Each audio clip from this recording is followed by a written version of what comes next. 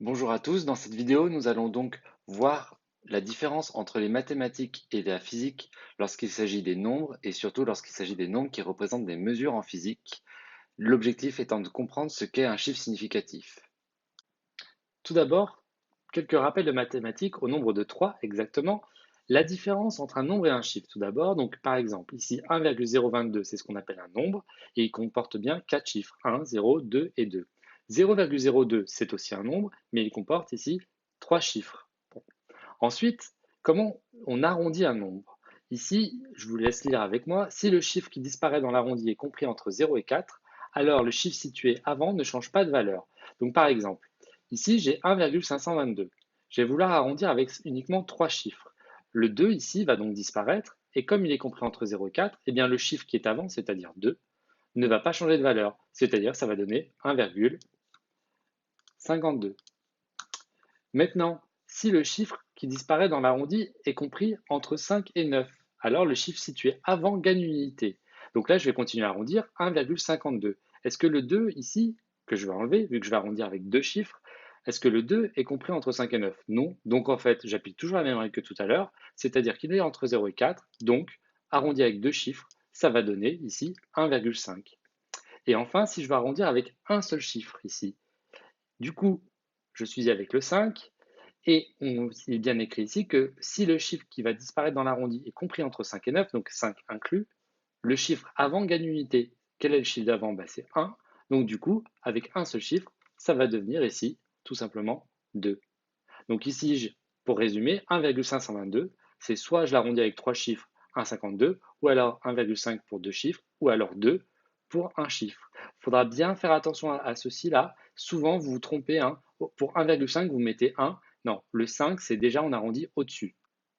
Donc même chose maintenant pour l'exemple suivant, 0,853, que je vais arrondir ici en enlevant le dernier chiffre. Donc j'enlève un 3, il est compris entre 0 et 4, le chiffre d'avant ne change pas, donc ça fait 0,85. Maintenant, même chose, j'enlève le 5 ici. Donc comme il est compris entre 5 et 9, 5, ça va devenir justement ici 0,9. Effectivement, le 8 gagne une unité. Et maintenant, si je vais arrondir avec un seul chiffre, le 9 va disparaître, et comme j'enlève un 9, je fais gagner une unité au chiffre d'avant, c'est-à-dire ça va devenir tout simplement 1. Voilà pour l'arrondi. Maintenant, on va voir justement cette notion de notation scientifique que vous devez connaître depuis un petit moment. La notation scientifique d'un nombre, en fait, c'est écrit ici, c'est l'écriture du nombre sous la forme d'un produit, a fois 10 puissance n, où a doit être compris entre 1, donc 1 c'est une valeur permise, hein, et 10 exclu, et n c'est un nombre entier, positif ou négatif, donc par exemple moins 1, moins 2, 1, 2, 3, 4 et ainsi de suite. Ici, on va prendre tout de suite des exemples, on veut écrire 12 sous forme d'écriture scientifique. Donc 12 ici, déjà, c'est plus grand que 10. Donc je suis obligé de déplacer la virgule, en fait, qui est cachée là, hein, qu'on n'écrit pas. Ici, là, cette virgule, je vais la déplacer d'un rang vers la gauche pour pouvoir faire apparaître 1,2. Mais est-ce que 12 c'est égal à 1,2? Non, bien sûr, il va falloir multiplier par une puissance de 10 ici. Donc, comme j'ai décalé la virgule d'un rang vers la gauche, ça va faire fois 10 puissance, ici, 1. Pour ceux qui ne comprennent pas les puissances de 10, en fait, je viens juste de vous décrire que 1,2 fois 10, parce que 10 puissance 1, c'est 10, hein, 1,2 fois 10, bah, ça fait 12. Même chose maintenant pour ce nouveau nombre ici, 0,30, même 40 et 152. Ici, la virgule qui est là, justement, je vais la décaler jusqu'à cette position-là. Alors pourquoi cette position-là et pourquoi pas par exemple celle-là? Bah, si je la mets ici, j'aurais dû écrire ici 0,152. Sauf que 0,152, ce n'est pas compris entre 1 et 10. Si maintenant vous la déplacez par exemple cette virgule ici, jusqu'à 15,2, pourquoi pas? Le problème c'est que 15,2, c'est au-dessus de 10. Donc ça ne fonctionne pas. La seule position de la virgule acceptable, c'est 1,52. Et du coup, de combien de rangs on l'a décalé vers la droite? 1, 2, 3, 4, 5. 5 rangs. Donc on va mettre fois 10 puissance, ici, moins 5. Enfin, un autre exemple, 6430. 6430 ici, du coup, je voulais vouloir l'écrire sous la forme scientifique. Je rappelle, attention, hein, pour ceux qui connaissent déjà la notion de chiffre scientifique, de chiffre significatif, pardon, que ici, je suis bien en train de faire des rappels de mathématiques. Donc 6430, ici, je vais devoir décaler les virgules donc, vers la gauche de 3 rangs. Donc ça va faire 6,43 fois 10 puissance 3 ici. Voilà pour ces petits rappels de mathématiques dont on va avoir besoin pour aborder cette notion de chiffre significatif. Maintenant, on va se mettre dans un cas réel. Vous êtes en TP, vous avez ici un multimètre qui vous affiche une tension en volts, une tension continue apparemment, parce que ici vous avez donc en volts, ici DC ça veut dire tension continue, qui vaut apparemment sur l'écran 4,8899. Et on se pose la question justement sur votre TP, c'est la question qui est posée ici, quelle est la valeur parmi celles qui vous sont proposées ici sur cet écran que vous allez rédiger sur votre compte rendu? Est-ce que vous allez écrire donc la tension que j'appelle U ici, elle est donc égale à 4,9899 volts ou 4,99 volts ou 5 volts. Je vous laisse du coup faire pause pour essayer un petit peu de réfléchir à ce que vous mettriez ici. Je vais donner la réponse dans 30 secondes. Enfin 30 secondes, même tout de suite.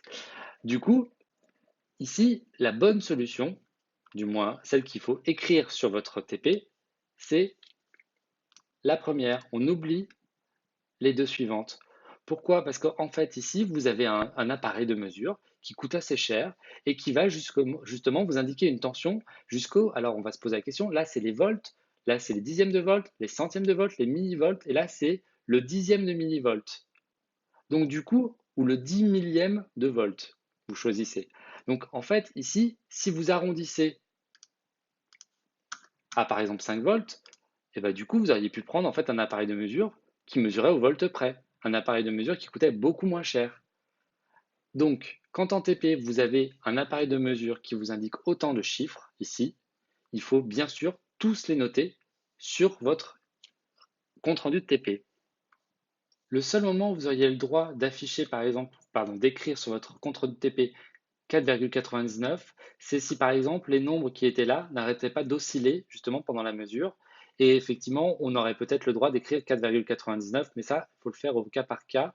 Et si vous avez une mesure qui n'arrête pas de changer, je vous conseille de m'appeler et on en discute ensemble pour essayer de prendre la mesure la plus précise et la plus cohérente.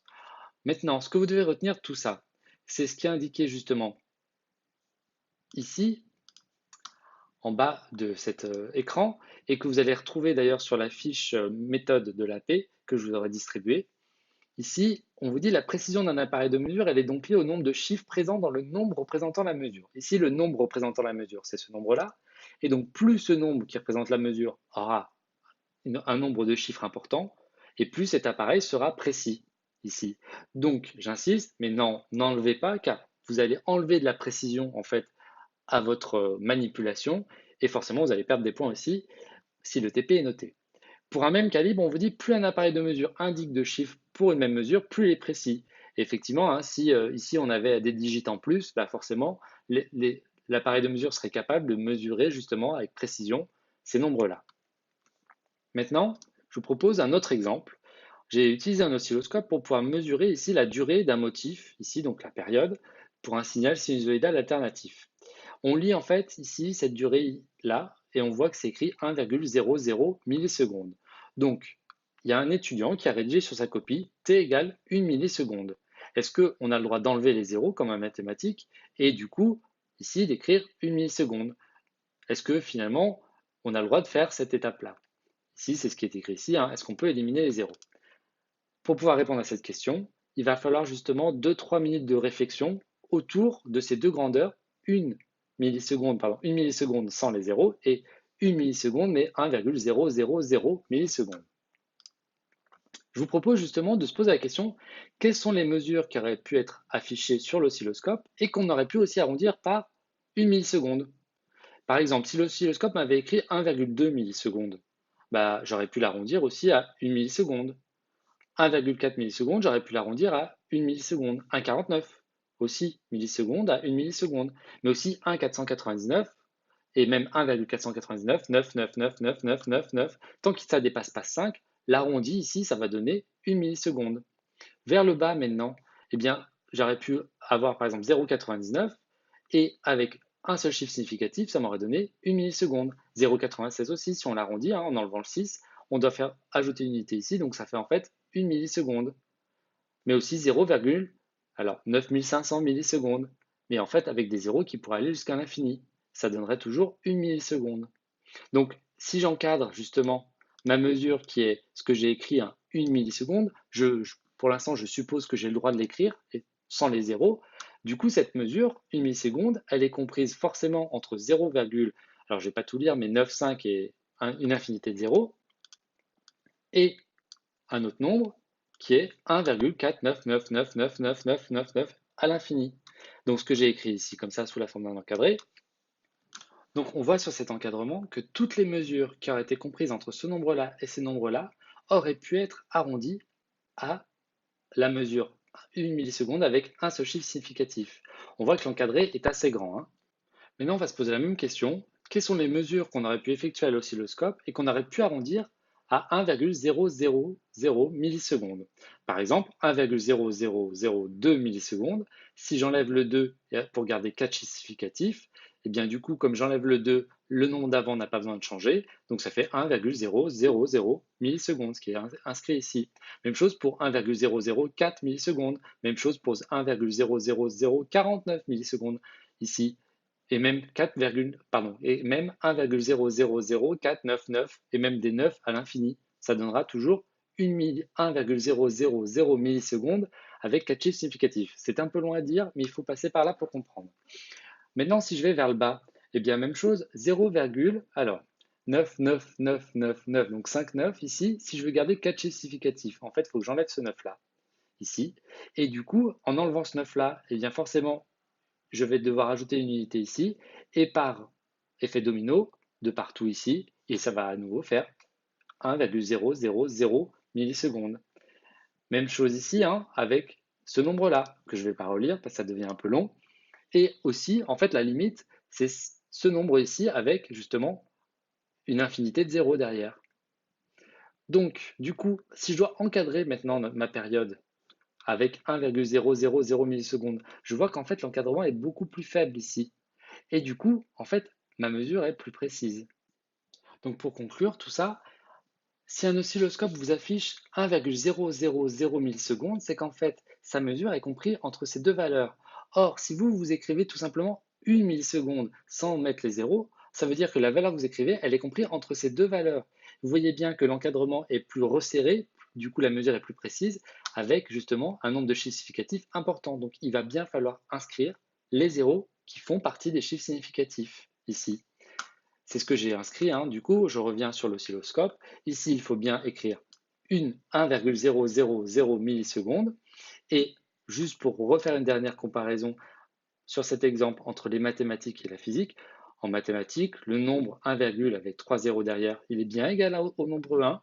Par contre, en physique, si ce nombre-là, ça représente une mesure, et bien du coup, 1,30, c'est bien plus précis que 1 ici. Donc du coup, on voit que ce nombre-là et ce nombre-là, ils n'ont plus le même sens, ils n'ont plus la même signification. C'est pour ça qu'on parle de chiffres significatifs. Ici, j'en ai 4 de chiffres significatifs, alors que là, j'en ai qu'un seul.